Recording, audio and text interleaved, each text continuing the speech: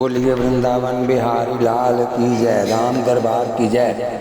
Doctor में विश्वास न रखो तो डॉक्टर दवा नहीं देता, और दवा पेट में गए बिना रोग जाता नहीं।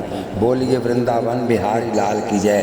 कथा हमने जहाँ से छोड़ी थी यहीं से शुरू कर रहे हैं। आप भाग्यशाली हैं कि आप घर बैठे राम कथा सुन रहे हैं। आइए आगे चलते हैं। व्यवहार में जिस प्रकार श्रद्धा रखनी पड़ती उसी प्रकार परमार्थ में भी रखनी पड़ती है। बहुत पढ़े लिखे मनुष्य में एक मोटा दोष आ जाता है। जो बहुत विद्वान होता है वह चमत्कार के बिना नमस्कार करता ही नहीं। वह कहता है कि पहले तुम्हारे बाल कृष्ण कोई चमत्कार करें, पीछे उनकी पूजा करूंगा। चमत्कार बताओ, उसके पश्चात तुम्हारे ठाकुर जी को नमस्कार करूंगा। पहले चमत्कार पीछे नमस्कार, ये व्यवहार का कायदा है। भगवान ऐसा करते नहीं। ईश्वर के पहले नमस्कार पीछे चमत्कार है। अत्यंत श्रद्धा से सेवा स्मरण करो, उसके पीछे वह चमत्कार दिखते हैं। ईश्वर का सेवा स्मरण करो, फिर देखो कैसा परिवर्तन आता है, कैसा चमत्कार होता है। तनिक विचारो ये जगत क्या चमत्कार नहीं है। फूल में सुगंध किस प्रकार रमी है। एक तनिक से बीज में से इतना विशाल वट वृक्ष किस प्रकार हो जाता है। नारियल के अंदर भगवान पानी किस प्रकार भरते होंगे। ये सब चमत्कार नहीं तो क्या है। चमत्कार के बाद नमस्कार, ये तो अभिमान है। चमत्कार के बिना नमस्कार ही मानवता है। यही विनय है। बहुत विद्वान लोगों में अंधश्रद्धा नहीं होती। उनका ऐसा विचार होता है कि महाराज कुछ चमत्कार बतावें तो उसके बाद मैं मानूं। सच्चा संत कोई भी दिन चमत्कार करता ही नहीं। चमत्कार तो जादूगर करता है जिसे बहुत पैसा कमाने की इच्छा है, जिसे प्रतिष्ठा का मोह है, वह चमत्कार करता है। मुझे लोग सम्मान दें ऐसी इच्छा संत की होती नहीं। संत को धन और मानव का मोह नहीं होता। ये चमत्कार दिखलाता नहीं। कोई संत बुद्धिपूर्वक चमत्कार करता है तो उसकी बहुत दिन की बहुत तपस्याचार्य के पुण्य का नाश होता है। सिद्धि मिलती है, इससे प्रसिद्धि बढ़ती है। प्रसिद्धि बढ़ती है, उससे ज्ञानी साधक छोड़ देता है, साधन छूट जाता है। इस कारण से वह प्रभु से विमुख हो जाता है। ज्ञानी महापुरुषों महात्माओं को ये माया सिद्धि फंसाती है। पीछे माया जोर से धक्का मारती है। जितना ऊंचा चढ़ा हुआ होता है उतना ही नीचे गिर पड़ता है। सच्चे ज्ञानी परमात्मा सिद्धि का उपयोग नहीं करते। पढ़े लिखे लोग ऐसी अपेक्षा रखते हैं कि हमें कोई चमत्कार बतावे तो फिर हम माने। एक गांव में हमको अनुभव हुआ। एक प्रोफेसर साहब बैठे थे, बहुत पढ़े लिखे थे। उन्होंने कहा कि महाराज तुम कथा में कहते हो कि ठाकुर जी को अर्पण किए बिना पानी भी मत पियो।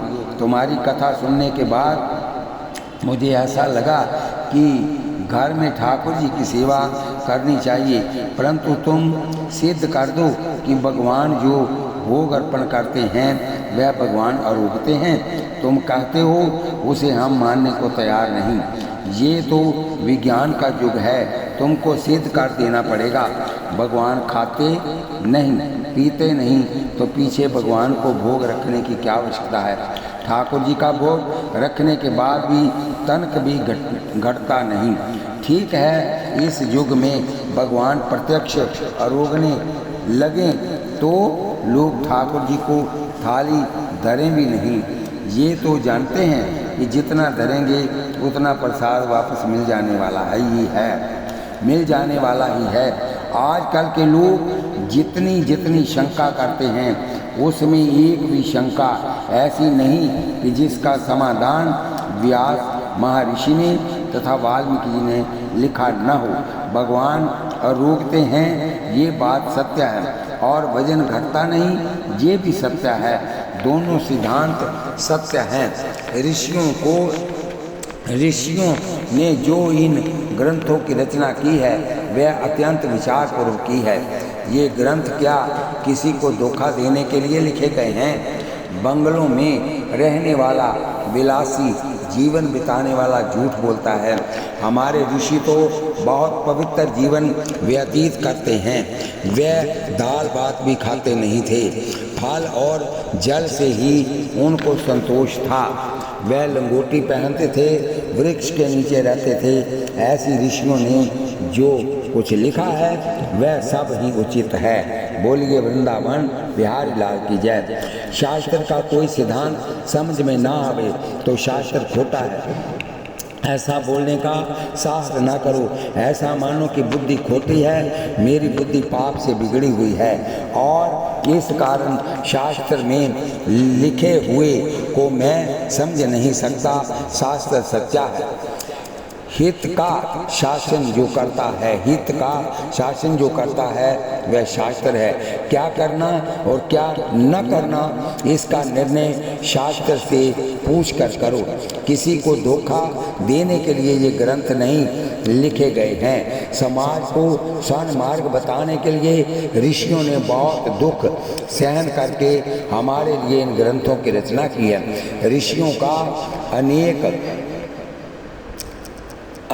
का अपने सिर पर बहुत बड़ा ऋण है। ऋषियों ने हमको ज्ञान दिया है। इसी से तो श्रावणी के दिन ऋषियों का पूजन होता है, यानी कि गुरु पूर्णिमा वाले दिन ऋषियों का तर्पण रोज करना पड़ता है। परमात्मा को तुम जो कुछ अर्पण करते हो उसे भगवान रोकते हैं, ये बात सत्य है। यहाँ अतिशय प्रेम है वहाँ भगवान प्रत्यक्ष रोकते हैं। यहाँ प्रेम होता है वहाँ मांग कर भी खाते हैं। प्रेम होने पर तो कन्हैया कहते हैं कि तू मेरे लिए माखन ले आ। गोपियों के माखन में मिठास थी, या गोपियों के प्रेम में। जो परमात्मा जगत को खिलाता है वह गोपियों से मांग कर माखन खाता है। कन्हैया के माखन मांगने पर गोपियां कहती हैं कि तुम थोड़ा नाचो तो तुम्हें माखन दे। ये कन्हैया गोपियों के आगे नाचने लगते हैं। ताही अहीर की शोहरियाँ छछिया भर छाछ पे नाच नचावे। थोड़ी सी छाछ पिलाती हैं और त्रिलोकीनाथ को नचाती हैं। प्रेम के बस में है भगवान, भक्त के वश में है भगवान। भगवान कहते हैं मैं तो हूँ भक्तों का दास, भगत मेरे मुक्त मणि।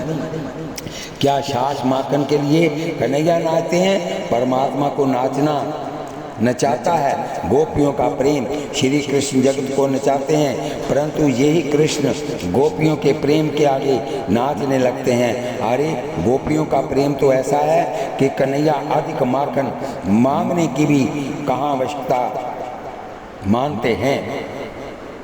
ये तो स्वयं ही गोपियों के घर से माखन लेकर अरोगने लग जाते हैं। यहाँ अतिशय प्रेम है वहाँ परमात्मा प्रत्यक्ष रोकते हैं। यहाँ ओछा प्रेम है वहाँ भगवान सुगंध रूप से रोकते हैं।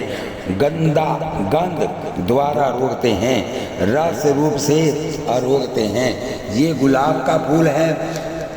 गंध लेने के पहले तुम इसका वजन करो और गंध लेकर फिर इसका वजन करो, वजन घटेगा नहीं। एक मनुष्य में ऐसी शक्ति है कि फूल में से ये सुगंध खींच लेता है, फिर भी फूल का वजन घटता नहीं। फूल में से ये सुगंध खींच लेता है, फिर भी फूल को धक्का लगता नहीं। अरे फूल का वजन नहीं घटता तो क्या ऐसा माना जाए कि सुगंध ली ही नहीं गई? परमात्मा रस रूप है। उपनिषद में वर्णन आया है परमात्मा रस रूप है, रस भोगता है। इसलिए परमात्मा को तुम जो सामग्री अर्पण करते हो उसमें से दिव्या रस को भगवान खींच लेते हैं। जिस प्रकार मनुष्य फूल में से सुगंध खींच लेता है उसी प्रकार परमात्मा रस को खींच लेते हैं। परमात्मा रस रूप को आरोगते हैं। तर्क कुतर्क न करो, वाद विवाद न करो। अपने ऋषियों के वचन में विश्वास रखकर सेवा पूजा करो। आंध श्रद्धा बिना भक्ति सफल नहीं होती। ईश्वर कहते हैं कि ये सब मैंने बनाया है, मैंने तुझे दिया है, तू मुझे अर्पण करता है, इसमें क्या एहसान करता है, परंतु मुझे अर्पण किए बिना खाता है तो तू हरामखोर है। ईश्वर को खाने की इच्छा नहीं, जिसकी वस्तु तिसके आगे रखी, परमात्मा का दिया हुआ ही आप उसके रख सकते हैं। बताइए, आप कनक पैदा कर सकते हैं आंख बंद करके, गेहूं पैदा कर सकते हैं, चावल पैदा कर सकते हैं, ये भगवान का बनाया हुआ सब है। ईश्वर की बनाई हुई चीज़ को ईश्वर के अर्पण करनी चाहिए। अगर हम ईश्वर के अर्पण करके उसका खाते हैं तो भगवान दुगना देता है। बोलिए वृंदावन बिहारी लाल की जय। भक्तों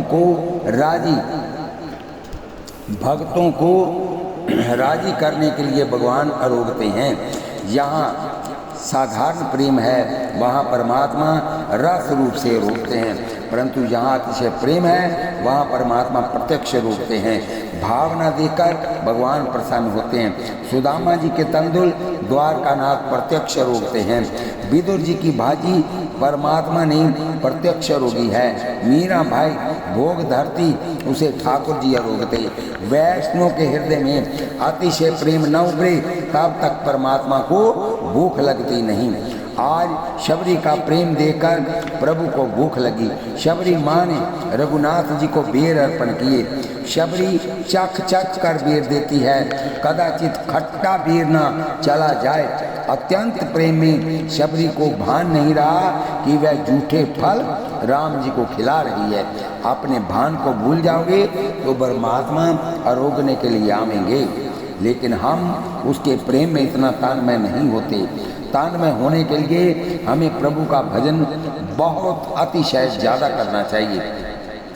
252 वैष्णव की वार्ता में संत पद्मनाभ दास जी की कथा आती है।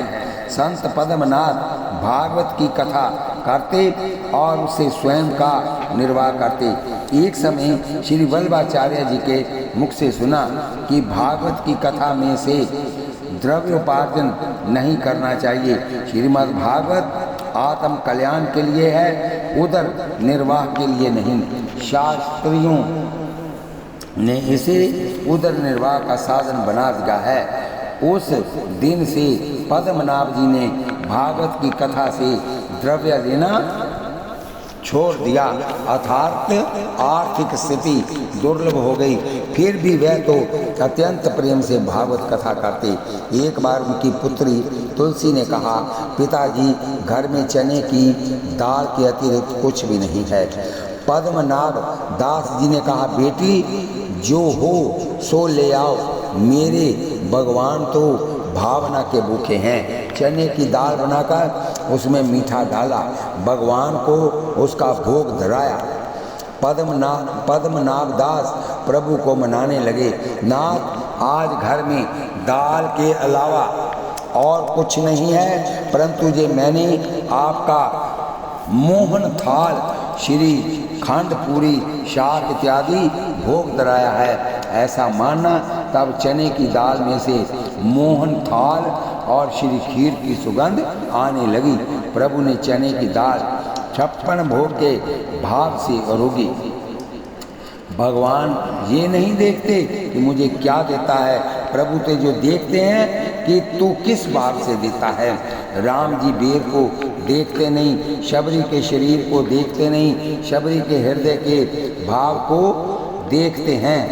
शबरी का शरीर दुर्लभ है, शबरी का शरीर सुंदर नहीं, कपड़े भी मैले हैं, परंतु हृदय बहुत धवल है, बहुत शुद्ध है। किसी का भी कपड़ा तुम देखो मत, कपड़े में माया होती है। कपड़ा बहुत देखने से आँख और मन बिगड़ते हैं, परमात्मा किसी के वस्त्र देखते नहीं। इस अरण्य कांड में 2 कथाएं हैं, शबरी की कथा और शूर्पणखा की कथा। शूर्पणखा सुंदर कपड़े और श्रृंगार धारण करके राम जी के पास आई थी, परंतु राम जी ने उस पर दृष्टि नहीं डाली। संसार रूपी अरण्य में फिरे उसे शूर्पणखा मिलती है। और शबरी भी मिलती है। शूर्पणखा काम है और शबरी प्रेम है। शूर्पणखा के साथ श्री रामचंद्र जी थोड़ा बोले थे, ऐसा रामायण में लिखा है। भले ही बोले थे, परंतु राम जी ने उस पर दृष्टि नहीं डाली।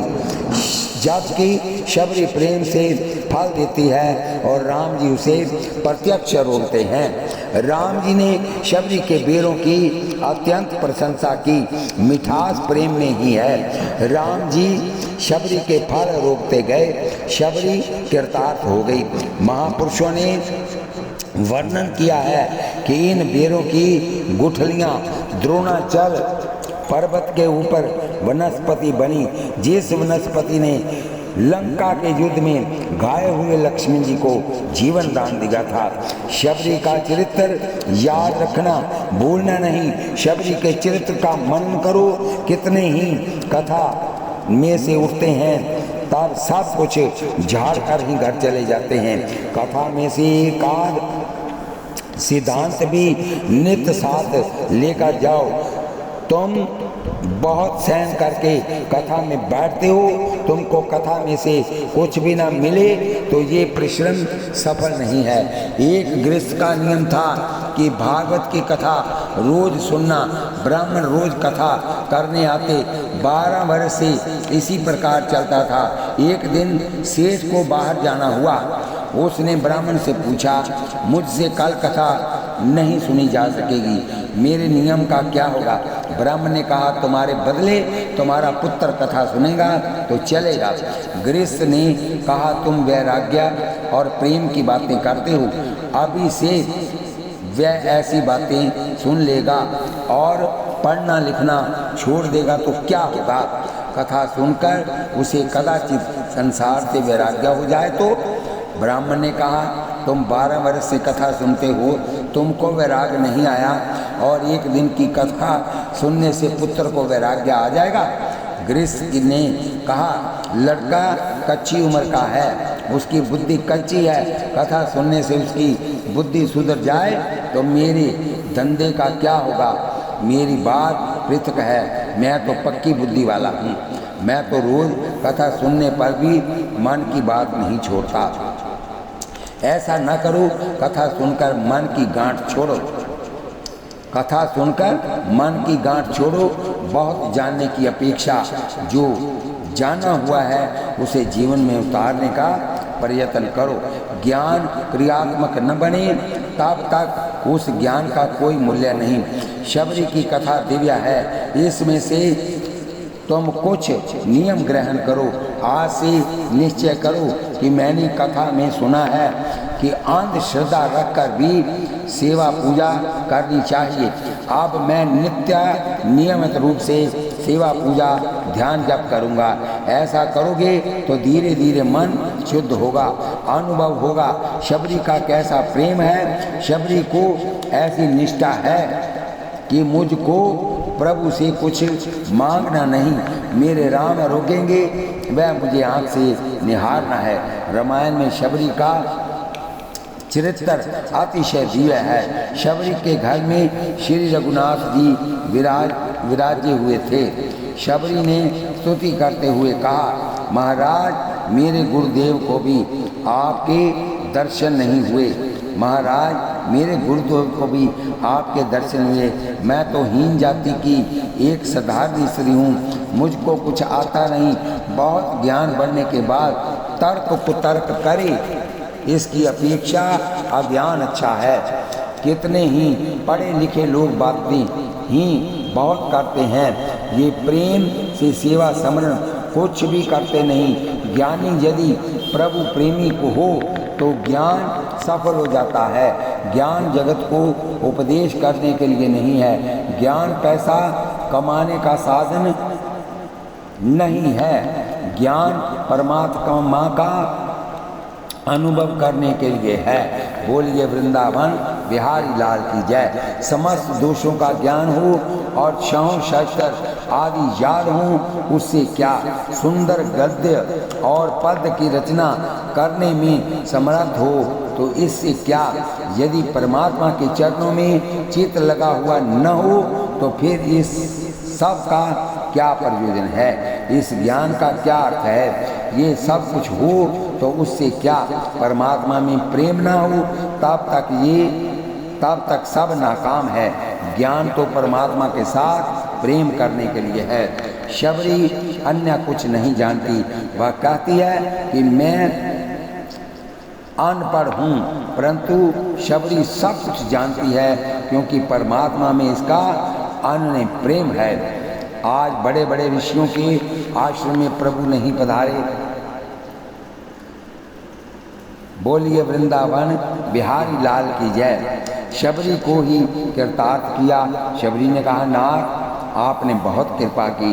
श्री रामचंद्र जी ने शबरी से कहा, मुझे प्रसन्न करने के लिए बहुत विद्वता की आवश्यकता नहीं है। मुझे प्रसन्न करने के लिए ब्राह्मण के घर जन्म लेना पड़े ऐसा नहीं। चाहे जिस जाति का हो उसे भक्ति करने का अधिकार है। ज्ञान करने, यज्ञ करने का अधिकार सबको नहीं, गायत्री का अधिकार सबको नहीं, वेदाध्ययन करने का अधिकार सब किसी का नहीं, परंतु प्रभु की भक्ति करने का अधिकार सबका है। यज्ञ करने के लिए खूब धन चाहिए। यज्ञ करने वाले का कुल श्रेष्ठ होना चाहिए। बलि, विदुर अथवा विधवा यज्ञ नहीं कर सकते। यज्ञ के लिए देश काल की अन्य मर्यादाएं भी बताई गई हैं। इसके अनुसार वेद मंत्रों का भी अधिकार सबका नहीं है। मंत्र के उच्चारण में अथवा पाठ में भूल हो जाए तो अनर्थ हो जाता है। ब्राह्मण ही शुद्ध रीति से वेद का पाठ कर सकता है।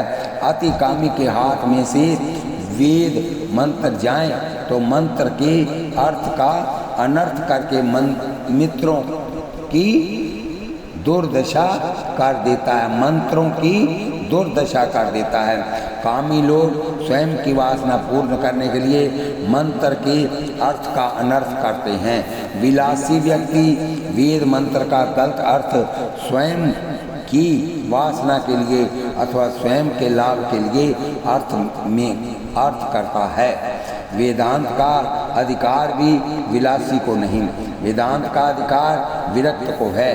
बातें ब्रह्म ज्ञान की करे और प्रेम कैसे का न करे, स्त्री के साथ करे, संसार के जड़ पदार्थों के साथ करे, उसे कभी ब्रह्म ज्ञान पचता नहीं। भक्ति मार्ग अत्यंत सुगम और सरल है। सब कोई उसके अधिकारी नहीं है। भक्ति कोई भी कर सकता है। किसी भी जाति का कैसा भी स्थान हो, कोई सा भी समय हो, भक्ति हो सकती है। भक्ति में देश काल की कोई मर्यादा नहीं। परमात्मा के साथ प्रेम करो। कदाचित तुमको ऐसी शंका होगी कि महाराज तुम रोज कहते हो कि प्रभु के साथ प्रेम करो, परंतु प्रभु में प्रेम जागे ऐसा कोई उपाय बताओ। तुम घर के लोगों के साथ क्यों प्रेम करते हो? पति ऐसा समझता है कि पत्नी मुझको बहुत सुख देती है। पत्नी ऐसी कल्पना करती है कि पति को लेकर मैं सुखी हूँ। घर के लोग बहुत सुख देते हैं, ऐसा समझने से प्रेम होता है। कोई ऐसा विचार करे कि स्त्री मुझको बहुत दुख देती है तो इसका स्त्री में प्रेम नहीं रहेगा। तुम आज से ऐसी दृढ़ भावना करो कि ठाकुर जी की कृपा से मैं सुखी हूँ। मुझको प्रभु ने सुख दिया है, मैं बहुत आरोग्य हूँ, फिर भी प्रभु ने मुझको धन दिया है, मान दिया है। जीव मात्र के ऊपर भगवान अनेक उपकार करते हैं, परंतु जीव ये उपकार भूल जाता है। अपने मन से पूछो कि मुझको जो सुख संपत्ति मिली है, मान मिला है, उसके लिए मैं क्या लायक हूँ? मैंने आँख से मन से बहुत पाप किए हैं, फिर भी परमात्मा ने ये सब मुझको दिया है। जरा विचार करो कि अपने कर्म से क्या बरसात होती है। परमात्मा हमारे कर्मों को भूलकर हम पर उपकार करके बरसात करते हैं। परमात्मा के उपकार मत भूलो। कितने ही तो ऐसे होते हैं कि ठाकुर जी के उपकार का स्मरण नहीं करते। किसी समय गंभीर बीमारी आवे और मनुष्य को लगे कि इस बीमारी से अब मैं उठने का नहीं, तब वह घबराता है, परंतु ठाकुर जी कृपा करते हैं तो ठीक हो जाता है। परंतु उस समय वह ठाकुर जी को याद नहीं करता, डॉक्टर साहब की पूजा करता है।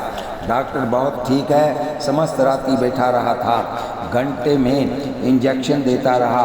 अरे डॉक्टर में बचाने की शक्ति है, डॉक्टर के इंजेक्शन में जो बचाने की शक्ति हो तो इसके घर में कभी भी आच्युतम केशवम हो ही नहीं, किसी का मरण नहीं हो।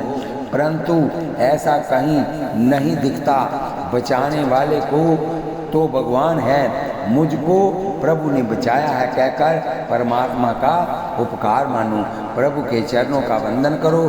दुख में भी प्रभु की कृपा माननी चाहिए। प्रतिकूल परिस्थिति में भी वैष्णव ईश्वर का अनुग्रह ही देखते हैं। वे ऐसा मानते हैं कि मेरे पाप तो बहुत हैं, परंतु पापों के बदले में प्रभु ने सजा कम ही दी है। मनुष्य के पाप के बदले में परमात्मा सजा दे तो मनुष्य को खाने को भी न मिले।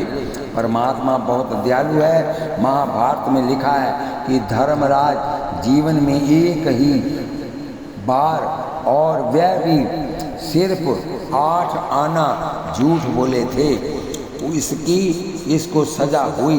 धर्मराज को नरक के दर्शन करने पड़े। हमको होश हुआ तब से आज तक कितना झूठ बोल गए, इसका कोई हिसाब रखता है क्या? लोग पुण्य का हिसाब रखते हैं, पाप का हिसाब नहीं रखते। किसी गरीब को 250, 200, 500 रुपए दिए हों तो याद रखते हैं और नेक बार बोलेंगे, वह भाई मांगने आया था तब मैंने 200 रुपए उसको दिए थे। मनुष्य मौज शौक करने में कितना खर्च करता है, इसका कुछ हिसाब रखता है। आज तक जीव को लाड कितना किया है। कितने ही ऐसे होते हैं कि एकादशी आवे तो इनको ऐसा लगता है कि दिवाली ही फिर से मिलने आई है। एकादशी क्या, दिवाली है। मनुष्य शरीर इंद्रियों का लाड करने में पैसे का बहुत दुरुपयोग करता है। मनुष्य किए हुए पुण्य को याद रखता है, परंतु किए हुए पापों को याद नहीं रखता। पाप के बदले में जीव को प्रभु सजा नहीं देते, निष्ठुरता नहीं रखते। परमात्मा के उपकारों को याद करोगे तो प्रभु में प्रेम जागृत होगा। मनुष्य प्रेम तो करता है, परंतु जगत के जड़ पदार्थों के साथ प्रेम करता है। आजकल सुधरे हुए लोग तो कपड़ों के साथ और चप्पल के साथ बहुत प्रेम करने लगे हैं। लोग तो चप्पल पहनकर रसोई में भी जाते हैं और कहते हैं कि इसमें क्या बाधा है। हम सुधारवादी हैं, सुधरे हैं कि बिगड़े हैं, ये तो भगवान को खबर है। चप्पल पहनकर रसोई में जाने से सुधरे नहीं कहलाओगे। चमड़े के साथ प्रेम करने से क्या सुधरे कहलाते हैं। कितने ही लोग मंदिर में दर्शन करने जाते हैं तो दर्शन करते करते भी कपड़ों को याद रखते हैं कि मेरे कपड़े बहुत अच्छे हैं, वह भीड़ में कहीं खराब ना हो जाएं। बहुत पड़े हुए और बहुत सुधरे हुए लोग मंदिर में अधिकांश दर्शन करने नहीं जाते, और जाते हैं तो वह कपड़ों की सुरक्षा रखते हुए ही भगवान का वंदन करते हैं। कोट बहुत सुंदर हो तो दर्शन करते करते याद आ जाती है कि कोट बहुत अच्छा है, और लोहा किया हुआ है, वह भगवान तुम्हारे दर्शन करने आया हूँ, इसलिए मेरे कोट की हिफाजत करना। भगवान कहते हैं कि मैं तेरे बाप के बाप का बाप लगता हूँ, मैं तुझे अच्छी तरह पहचानता हूँ, मुझे मेरी अपेक्षा अपना ये कोट बहुत अच्छा लगता है। मनुष्य कपड़ों का ख्याल रखता है, हृदय का ख्याल नहीं रखता। विषयों का चिंतन करता है और हृदय का काला हो जाता है। कपड़ा बिगड़े ये भी मनुष्य को सहन होता नहीं, परंतु उसको पता नहीं कि हृदय कितना बिगड़ गया है, हृदय में कितने धब्बे लग गए हैं। नर कपड़न को डरत है, नरक पड़न को नाही, जस दातन को जोत है, यश दातन को जोत है, जशुदा तने को नाही। प्रेम तो मनुष्य करता है, परंतु ये ईश्वर के साथ प्रेम करता नहीं। जगत के जड़ पदार्थों के साथ, जड़ वस्तु के साथ प्रेम करता है। जेब में 2-4 हज़ार रुपये हों तो मंदिर में दर्शन करते करते तुमको रुपया याद आता है या भगवान। कितने ही लोग तो ऐसे विवेकी होते हैं कि जेब में हाथ फेरते ही रहते हैं। जेब में रुपया है ना, कोई जेब न काट के ले जाए। तुम पैसे के साथ तो प्रेम रखते हो। प्रेम करना मनुष्य को आता है। मनुष्य स्त्री के साथ प्रेम करता है। पुरुष ऐसा समझता है कि स्त्री उसे दुख देती है। कोई स्त्री अथवा पुरुष सुख दे सकता नहीं, कारण कि सुख की चाहना तो सभी को होती है। मनुष्य का ऐसा स्वभाव है कि स्वयं इसको जिस वस्तु की आवश्यकता होती है वह दूसरों को नहीं देता। किसी समय तो स्त्री दुख का कारण बन जाती है। पति के साथ कपट करती है, पति का अपमान करती है। ये ऐसा समय है कि पत्नी पति का तिरस्कार करे तो भी उसे पत्नी प्रिय लगती है। पत्नी के साथ वह प्रेम करना चाहता है। मनुष्य का प्रेम अनेक स्थानों पर बिखरा हुआ है। कई खंडों में बिखरे हुए प्रेम को एकत्रित करके उसे प्रभु के अर्पण कर दो। जगत का तिरस्कार न करो, परंतु जगत बहुत प्रेम करने लायक भी नहीं है। ये याद रखो, तुम जिस जीव के साथ अधिक प्रेम करोगे वही तुम्हारे दुख का कारण बन जाएगा। जिस जीवन के ऊपर तुम प्रेम करते हो, जिस जीव के ऊपर तुम प्रेम करते हो, पैसा व्यर्थ करते हो, जिसके लिए शरीर बेचते हो, वह कोई भी कारण मिलने पर एक दिन तुम्हारा शत्रु हो जाएगा। मनुष्य बहुत प्रेम करने लायक नहीं। जीव कब धोखा दे देगा ये कहा नहीं जा सकता। बोलिए वृंदावन बिहारी लाल की जय। जगत का संबंध कच्चा है। जिस जीव के साथ तुम प्रेम करते हो एक दिन वह तुझको छोड़ जाएगा अथवा तुम उसको छोड़ जाओगे। आज जो लोग तुम्हारे साथ हैं उनका संयोग क्या कायम रहने वाला है? संयोग वियोग के लिए ही होता है। संसार का अर्थ ही है ये है कि जो क्षण क्षण में बदलता है। संयोग में जितना सुख होता है इससे 1000 गुना दुख वियोग में होता है। संयोग वियोग के लिए ही है। जगत के प्रत्येक पदार्थ का संयोग वियोग के लिए ही है। संयोग में सुख होगा तो वियोग में 1000 गुना दुख भी है। इस जीवन का ईश्वर के साथ ही संयोग सच्चा है। बाल्य अवस्था में बालक माता से बहुत प्रेम करता है। माँ की गोद में 1-2 वर्ष का बालक हो और तुम 100 रुपये का नोट दिखाकर उससे कहो कि अपनी माँ को छोड़कर आ, तो ये 100 रुपया दूंगा, तो बालक माँ को छोड़कर क्या तुम्हारे पास आएगा? नहीं आवेगा। बालक माँ के साथ बहुत प्रेम करता है, परंतु ये थोड़ा बड़ा होकर माँ का प्रेम धीरे धीरे भूल जाता है, खेलने लगता है और खेल में इतना अधिक तन्मय हो जाता है कि माँ के बुलाने पर भी जल्दी नहीं आता। बोलिए वृंदावन बिहारी लाल की जय। बोलिए जुगल सरकार की जय। इस कथा को हम यहीं पर विश्राम देते हैं और जब आप कथा सुने हाथ में माला लें, जीवा से नाम जपें, आँखों से भगवान के दर्शन करें और कानों से कथा सुने, हाथ कारवल चित्त यारवल। कथा सुनते सुनते आपको ज़्यादा समय नहीं लगेगा। इसको सब्सक्राइब लाइक शेयर कीजिए। आशीर्वाद के रूप में माताएं बहनें हमको यही दें तो हमें बहुत प्रशंसा होगी और कथा करने वाले का भी बहुत दिल बड़ा हो जाता है कि मेरी कथा लोग सुन रहे हैं। मेरी कथा नहीं, ये भगवान की कथा है और हमसे भगवान कथा करवाते हैं। ये भगवान का बहुत बड़ा उपकार है हम पर। बोलिए वृंदावन बिहारी लाल की जय। कथा को सब्सक्राइब, लाइक, शेयर करें। शेयर की हुई कथा जहाँ तक जाएगी, उस जो लोग सुनेंगे उसका आधा फल आपको भी मिलेगा। बोलिए वृंदावन बिहारी लाल की जय। कथा फिर होगी। बोलिए लाडली लाल की जय। श्री कृष्ण गोविंद हरे मुरारी। हे नाथ नारायण वासुदेव, हे नाथ नारायण वासुदेव।